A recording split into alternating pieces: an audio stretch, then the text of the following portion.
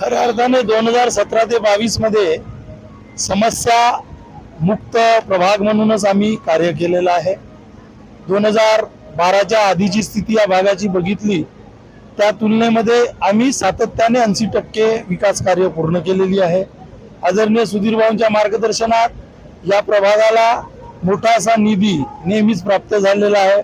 अर्थमंत्री असताना असतील, पालकमंत्री असताना असतील, महानगरपालिकेत ज्यावेळेस आम्ही 2017 मध्ये 4ही नगरसेवक निवडून गेलो त्यावेळेस माझ्या समवेत असलेले 3 नगरसेवक व मी यांनी भरघोस विकास या ठिकाणी केलेला आहे आणि तोच विकास घेऊन आज आम्ही समोर जातो आहे। जनतेला सुद्धा माहिती आहे की मतदार बंधू भगिनींनी सुद्धा एक विकासाचा आशीर्वाद ठेवण्यासाठी असंख्य असा उत्कृष्ट प्रतिसाद सुद्धा आमच्या पाठीशी उभा केला आहे। जी काही थोडी मोठी प्रोजेक्ट्स आम्हाला पुन्हा हाती घ्यायची आहे ते निश्चितपणे या नंतर आम्ही हाती घेणार आहोत आणि जनता जनार्दनाचा आशीर्वाद आम्हालाच मिळणार आहे।